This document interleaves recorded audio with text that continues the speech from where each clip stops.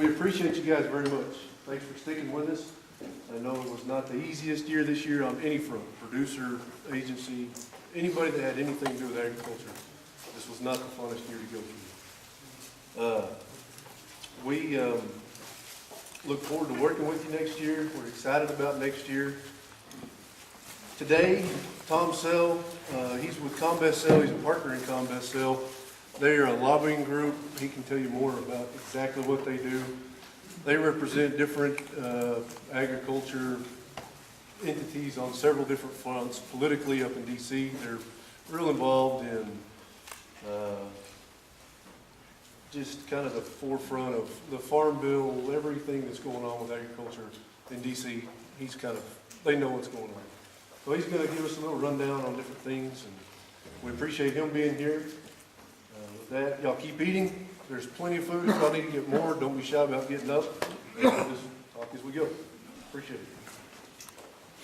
Thanks, Dustin.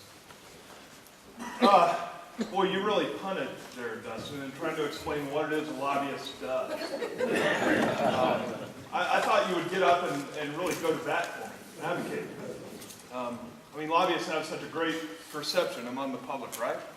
It just gives you warm fuzzies to think you're being spoken to by a lobbyist. If that's not enough, I can let you know I'm a lawyer too, so that just helps build a basis of credibility from which I can speak to you. So I want to just talk a little bit about what's going on in Washington, D.C., particularly with respect to farm policy. As Dustin said, we're very involved on a number of fronts. I'm very fortunate to get to work with a gentleman that I think is one of the finest gentlemen I've ever known, and that's Ronnie Holt. I've been fortunate to get to work with Ronnie through the years, both when I was a staffer in Washington, D.C., so maybe just a little bit about myself. I grew up in this area. My family's all from the Petersburg area. My wife actually has roots in this area. Her grandmother grew up was raised in Oklahoma Lane, nearby here. And so I'm a West Texas kid. Went to school at Texas Tech, was ag economics, and took an internship in Washington, D.C. in 1995. Was young and idealistic, and still like to think I am both those. I'm certainly idealistic, maybe not so young anymore. But I ended up going out there, getting involved in ag policy, got to work for Congressman Combest, Larry Combest, and got to work with him throughout his ascendancy to the chairmanship of the U.S. House Agriculture Committee.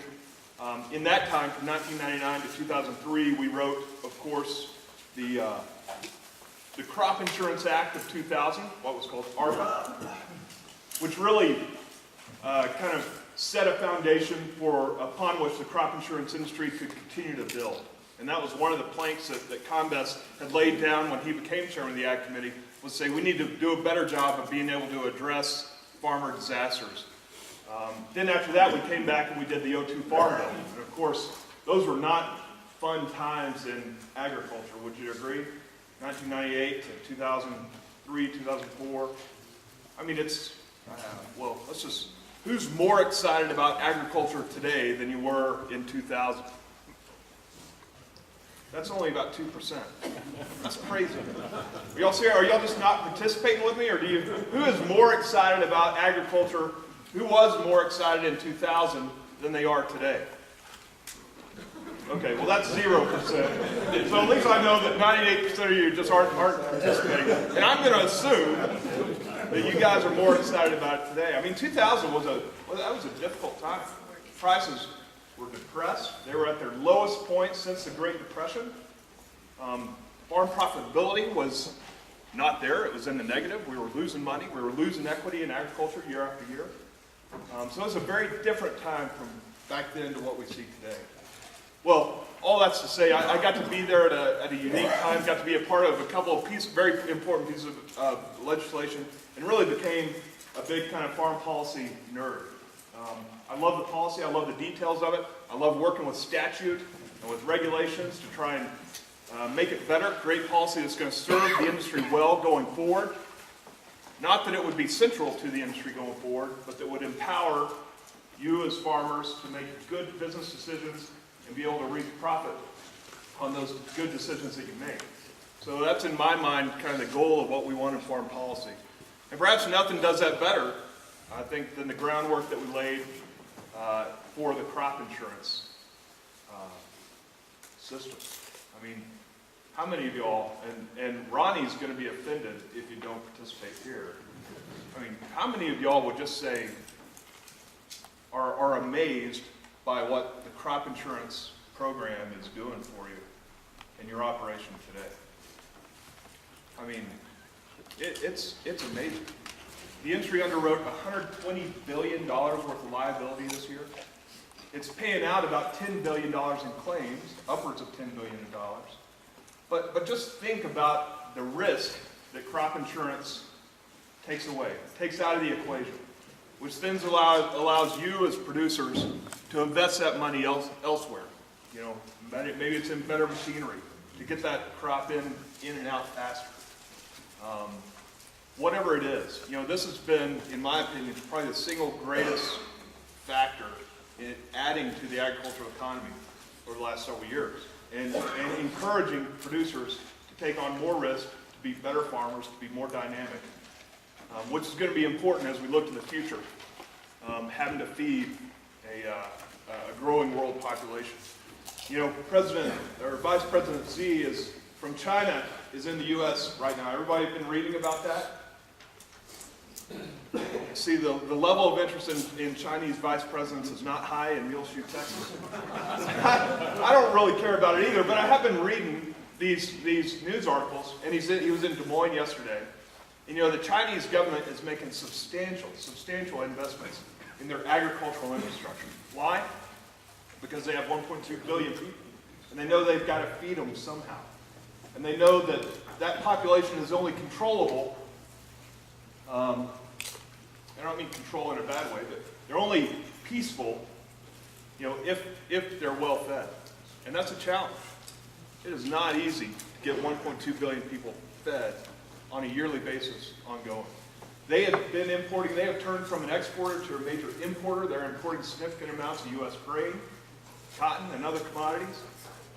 They are a significant reason why this market is where it is today in the U.S. But they're making substantial investments to improve their agricultural enterprise, and they're wanting it to be more like the U.S. agricultural enterprise. So we're clearly doing some things right here. And I tell you, the world is blessed by that. You know, China is just one factor. India is another huge burgeoning area. And we need to think about crafting our U.S. policy in a dynamic way that's going to allow for that continued growth and investment. So I've said a lot there, which is probably what you would expect from a lawyer and or a lobbyist. But I hope more than anything you just see that we're passionate about what we do. Partnered with Larry Combest, I can tell you, we love agricultural policy. We think the agriculture sector in the U.S. is perhaps the most underappreciated sector of our economy of them all. I mean, energy is important. Mining is certainly important. You know, we would argue that any industry that creates new wealth on a yearly basis is vitally important to the United States of America. We would argue we can't just be a service/technology-based economy that only takes what other people produce and adds value to it. You know, we'd argue we still need to maintain that productive enterprise. We need greater energy security, meaning we need to produce it at home. We need greater food security, meaning we need to produce it at home. Those things are vital to the future of our nation. And so I hope you see we're very passionate about this work we get to do in Washington, D.C., representing groups like SEPA, where I get to work with Mr. Holt, representing groups like the Southwest Council of Agribusiness, which is another local group we are fortunate to get to represent, which this electric co-op is part of. And we're very proud of that. That group is John Deere dealers. I see some John Deere hats in the room, and lenders like Great Plains Ag Credit and others that have said, look, this farm policy is not just important to farmers. It's not just a system of handouts for farmers. It's not just welfare for farmers designed to help their bottom line. It's a foundational aspect to the agricultural economy. an economy that is more volatile than others. You know, there's that classic line from John F. Kennedy who said, you know, farmers are the only people who, anyone remember it? Buy, or what, sell wholesale, buy retail, and pay the freight both ways. It is a unique sector of the economy. It's a risk that the farmers, where it all begins, have to take on. And so that agricultural policy has been there since the very beginning of our nation. You know, this wasn't a new thing from 1933. You know, I've been reading a biography on George Washington lately, and he was intent in the early days of our nation in saying we have got to secure our nation's future by securing a food supply. We need to plant farmers into the countryside. Why? Well, one, the national security aspect, produce our own. Two, said farmers make the best citizens because you're attached to the land, you're having to be creative each year, and you're going to be vested in the local governments. It's going to impact you directly in your ability to do business directly. And so farmers make the best kind of citizen. And how much has this nation been blessed by that foresight of George Washington, and Thomas Jefferson, and John Adams, and all of them who fought to make this a strong, productive enterprise in the United States of America. Okay, I keep getting off track. I'm sorry about that. But through the Southwest Council of Agribusiness and others that we are fortunate to represent, we have this great opportunity in Washington, D.C. to try and represent agricultural interests. So, I've given you a long background. I know the question Ronnie asked me to talk about was, where is it all going? You know, where are we going on the Farm Bill this year? The 2012 or the 08 Farm Bill expires with the 2012 crop, right? And so theoretically, we need a new Farm Bill in place in the fall of this year to start with the 2013 winter wheat crop. How are we going to get there? Does everyone have a lot of confidence in what Washington is doing right now? Anyone? Don't be shy. Come on. No one? Anyone have a great deal of confidence it's going to change after November? No? It is, I tell you, it's a stuck place. Let me just, I'm going to wax philosophical for just one more moment. We have a... Sorry. Yeah. I've known you 2 years tall. That's not true. Yeah. Okay, this is the last one, Rachel. So we have a phenomenon, and I tell you, we all kind of like our local politicians most of the time. We think they're basically good people. How many of y'all have met Randy Nagelbauer or Mike Conaway, some of these guys, and you probably think, well, he seems like a good, sincere person. And I can tell you, for the most part, they are. These politicians are not evil. They're not bad people. They're not incredibly detached. They're people just like y'all. But I tell you, this system in D.C. is very difficult. You know, where the media focuses on every little move you make. And if you're even seen walking down the hall with the guy who's on the other side of the aisle, you know, if Ronnie were a Democrat, and maybe he is, I don't know, but if he were just the biggest flaming liberal in the world, and I were a Republican, and we were seen walking down the halls, we're going to get in trouble. You know, it's this kind of manic environment where everyone is being hyper-judged for everything, and it makes them very brittle and sensitive and unable to kind of work across the aisle, which is ultimately what has to happen. I mean, Washington, D.C. is a place built for, what, peace and agreement? No, it's built for conflict. We're supposed to come together and hash out ideas. And the guy from the 19th District of Texas, or the gal from the 19th District of Texas, is supposed to fight like the Dickens, you know, for what he believes in, what he believes are in the best interests of the 19th District of Texas. And that is not going to be the same as what's in the best interest for the 1st District of New York. But that's by design. And the design is that they would be able to build a relationship and come together to hash out some compromise that's going to serve everyone pretty well. We've been blessed in this nation again to have had that kind of system, and it has worked amazingly well with very few exceptions, some big exceptions, but very few exceptions over 220 some odd years. Well, I do worry about it today, not because of the poor quality of the individuals, but just with the hyped up media and everything being seen on the 24-hour news programs, it just makes it very difficult to get some things done. Bill Crystal, who's a good commentator in the New York Times and a good writer, he said sometimes the government needs a cloak. Well, his quote was, "Government and middle-aged people are kind of alike. They both need covering at some times. They're not necessarily the most attractive things. DC is a sausage-making factory, right? That's what we always talk about. And so it's just hard when everything is out there to be able to get anything done. That said, nothing is moving in DC right now. Nothing.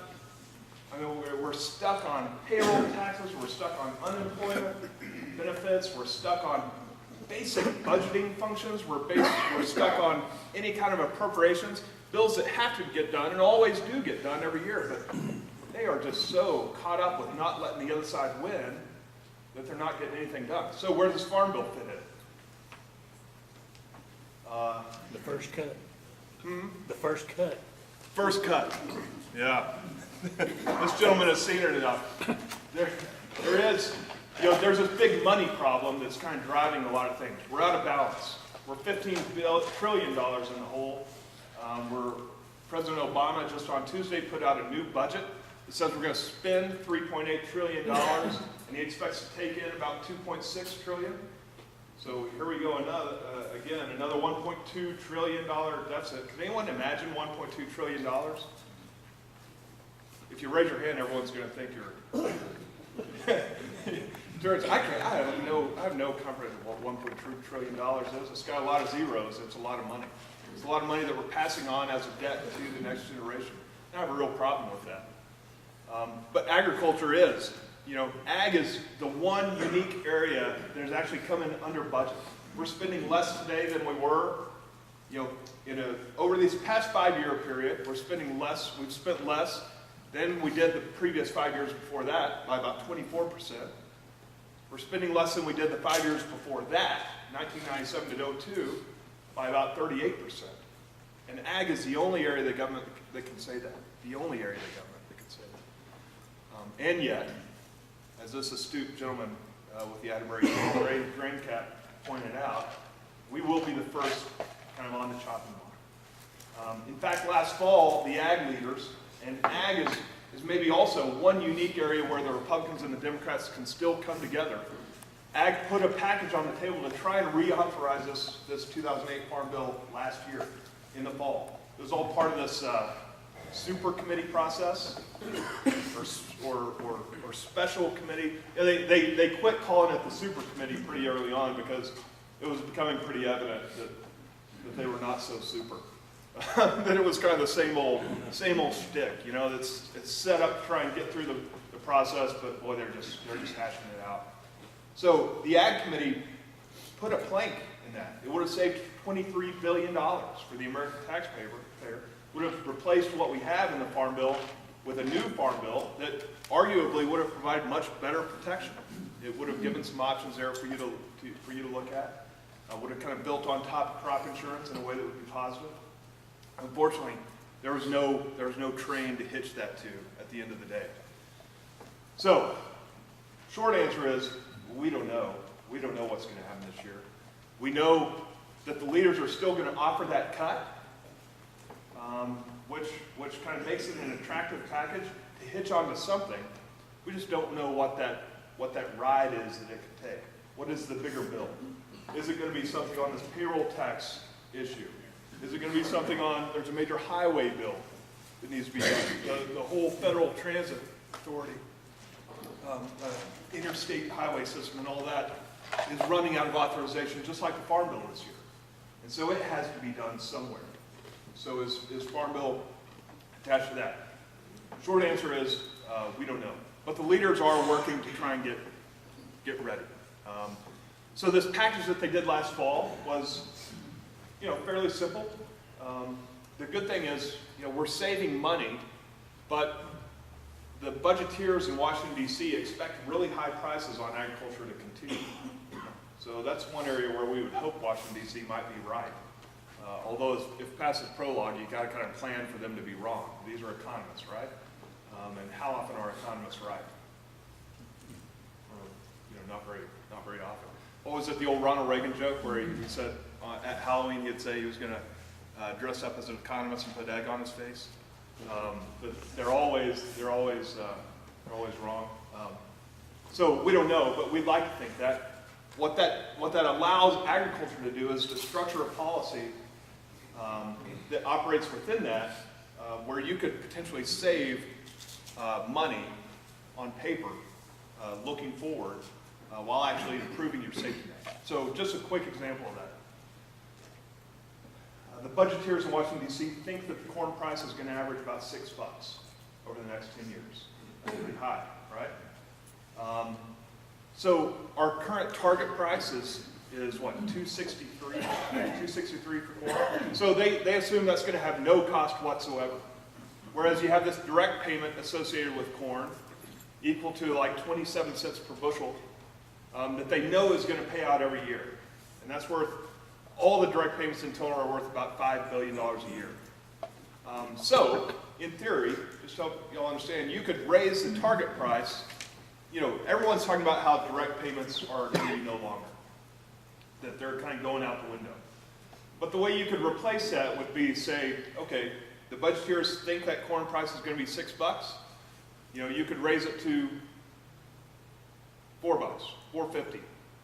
And CBO or the budgeteers are going to think, well, that's not going to cost much at all. If you're giving up this certain amount of money, this fixed payments, for just the prospect that you might pay some money if prices come down a bit, that's based on a probability, and we'll kind of cut that out. So I guess what I'm saying is you can get rid of those direct payments, do something as simple as raising target prices, you know, you can double the target prices, and still save $23 billion.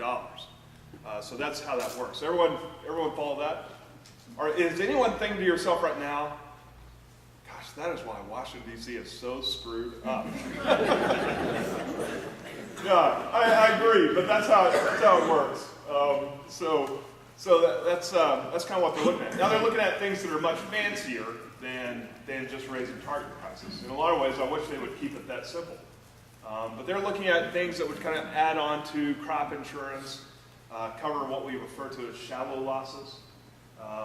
So there are a lot of options that are being kicked around in Washington, D.C. You know, on that front, I'd just encourage you all to be engaged, look at these proposals as they come down the pike. Ask guys like Ronnie or Rachel who, you know, spend time thinking about risk management options for you guys. That's what it's all about, right? And there's probably no greater experts than folks who are looking at your crop insurance options in terms of what's going to work for your farm. So these proposals that are coming out of Washington, D.C. are many and they're complex. I don't want to get into them here. If you have any questions about them, you know, feel free to ask me. But I would encourage you to just be engaged here. And it's the way I want to finish my talk. I mean, I'm happy to answer any questions. You know, I've waxed long about the issues that I confront in D.C. and the things we see. I should just finish by this way. You know, I have said we love standing up for agriculture, and we think this nation is tremendously blessed by it. But I can tell you, we have a challenge in D.C. Because there aren't many people who think like Larry Combest does, or like I do, or like Ronnie Holt does. There just aren't many of us. You know, we have 435 representatives of this nation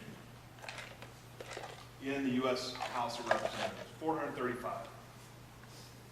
And of those, only about 65 out of 435 come from districts where agriculture would be a significant part of the economy, directly. So, like the 19th District of Texas, like the 15th or 13th to our north, Mac Thornberry, like the 17th to our south, Mike Conaway. Even in Texas, Texas is a good example. Really, you have those three districts, and then one down in the valley, like the Rio Grande Valley, that are like significant agricultural producers. And then we have 28 that are not. And they're from Houston and Dallas and Austin, and they think, oh, honestly, you know, we're beyond ag as a nation. We're all about computer chips and technology. And let's get at it. So you have those who don't care, and then you have those who are actively aggressive. You know, you have environmentalists who I mean, Washington, D.C. is a crazy place, the views that come in there. But you have environmentalists who think that, our abundant food supply is the problem. This is a problem because it's made food cheap, and people don't have a disincentive to reproduce, and we're going to have overpopulation in this world because of the American farmer. I mean, that is not a worldview I share. But I can tell you, there are people, and there are many people in the cities of this United States that do have that view. And they have money. They're well heeled. They raise, these are the same people who show commercials of sad-eyed little puppy dogs on the TV, which I'm all, I have pets and I love pets. But, it does kind of make me angry when I know that Humane Society of the United States raises a ton of money for that, while there are churches that are struggling to feed people. The struggle to raise funds don't even come close. So we have a nation that has been very spoiled for many years, and we have some priorities that are out of whack. And certainly the money flows into the coffers of these groups like the Environmental Working Group that just are hostile toward farmers. They don't want you to be efficient. They don't want you to have economies of scale. They want small little local farmers, selling raw milk to a very high-end population. They want all the world to look like Scandinavia. And sorry, the whole world just doesn't look like that. So we've got to fight. We've got to stand together and fight. That's why Ronnie's part of an association that works on crop insurance issues. That's why the Southwest Council of Agribusiness formed. That's why agriculture has to be politically active. And that takes a number of shapes. That means being well informed, being engaged, going to your congressman's meetings. It also means at times exercising your First Amendment right to contribute to candidates and that kind of stuff. Political action committees and all that kind of stuff are an important aspect of that. I know Farm Credit has one and is very active, and they do a service to all of agriculture by being engaged in that political arena. Political contributions aren't a dirty thing, even though the media would sometimes make them out to be. They're your First Amendment right. It's a way practically that you can exercise free speech to elect people that represent your point of view.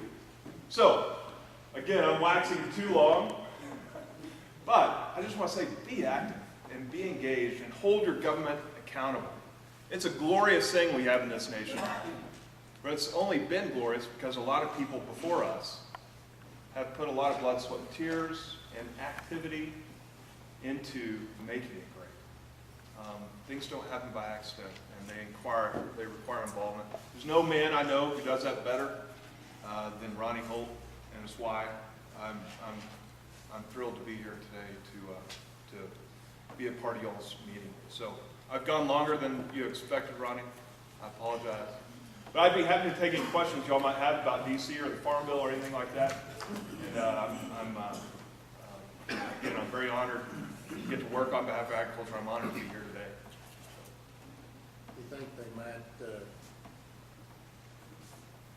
be conflicted whenever the bill comes due and just continue what we have? It's a great possibility. In fact, that's the chatter of today. So the question is, we have a farm bill expiring this year. They can't seem to get anything done. At the end of the day, do they just extend it? All right? Do they just kind of say, well, okay, it was supposed to expire with the 012 crop. We'll make it expire with the 13 crop or the 14 crop, or maybe even extend it for 5 years. That is a real possibility. The one question is, and I forgot to address this, out of this not so super committee process that we talked about, there was what's called an automatic sequestration. So if the super committee didn't work, there was this hammer where they were going to take $1.2 trillion in spending off the table. And the control for that was given to the President Obama, and his OMB. So if they don't do a bill, or if they don't get anything done to address the overall budget, then the sequestration kicks in. So even if we just extend the bill as it is, then in 2013 they're going to come back and they're going to take a whack through sequestration, which would be somewhere in the neighborhood of $15 to $16 billion out of the baseline. We don't know exactly how that would happen, but I just say that to say, even if they extend it, it's not going to look, when it gets practically, when you get to cutting the mustard, practically next year, there will be some cuts, probably out of direct payments, maybe even to they would say part of that sequestration would even impact the premium subsidies on crop insurance, things like that. Not hugely. Food aid, it is exempt. So when the Democrats structured this sequestration process, they exempted certain things. Food aid was one. The food stamp program, which is now no longer called the food stamp program, but called SNAP, was one. Child nutrition. So, which you would kind of expect from the Democrats. So those are exempt. Farm programs are not exempt. It would amount to about an 8 to 10% cut out of the funds. So that's why.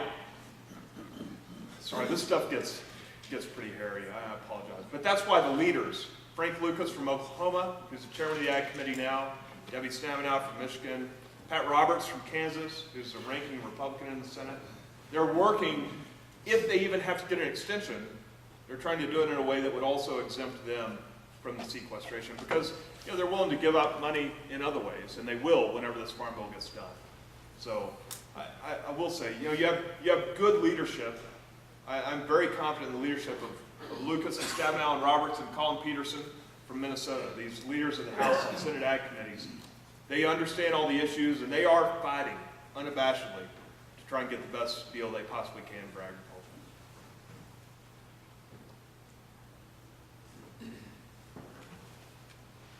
Is it out of question that there won't be a farm bill passed?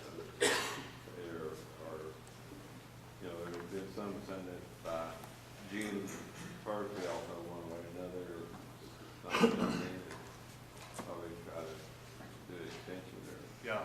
So the question is there any chance that we just don't get a farm bill done? And timeline, when are we going to know? This is an election year, right? So theoretically, by July, if this baby is not done, or if there's not a clear path forward, they'll come up with the alternative scenarios. We'll extend or do whatever we have to do.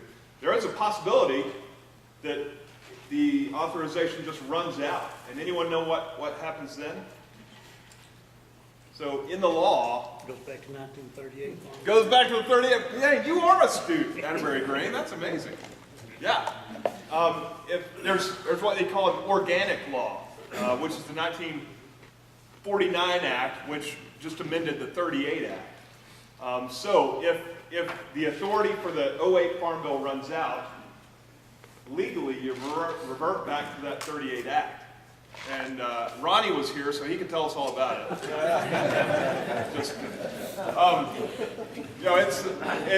That was the old system of quotas and what they call parity pricing, and theoretically you would get that parity price, and the government would have to buy everything from you, but you'd be bound into a quota, which would drastically reduce the amounts of acres that you could produce. I don't think anyone wants to go there. This freedom to farm model, giving the producer the decision would work pretty well, and the government couldn't afford to go there as well. So there are a lot of unique questions that go around that, but I think for that reason, something will get done at some point, either an extension of some sort, or they package this new system of choices together to get us beyond. And I hope I certainly hope that's what happens. And they can do that, save some money, and I think give you a better safety net going forward. So that's kind of the hope that is driving the activity of these leaders. I guess the last thing I'd say, what about crop insurance? And every commodity group, all the leaders say the one thing we don't want to touch is crop insurance. It's the one thing that is really kind of serving as the bedrock of the risk management profile that's out there.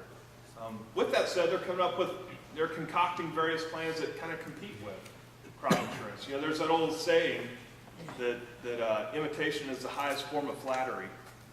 And so as people are looking at where do we go with the next farm bill, you know, they're naturally gravitating, well, crop insurance is doing such a good job, maybe let's just add some juice onto it.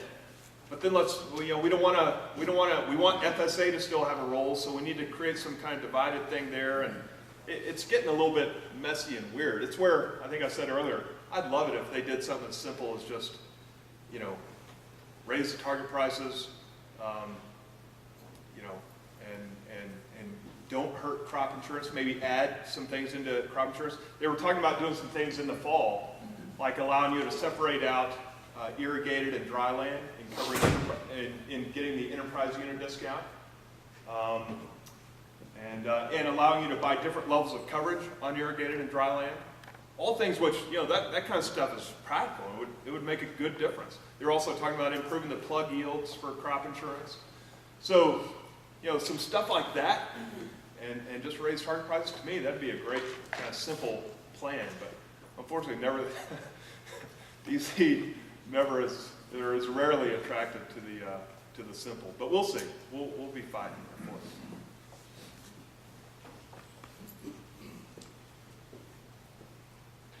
Thanks, Ronnie. Thanks for hosting me, and hope that was helpful, I think. Yeah.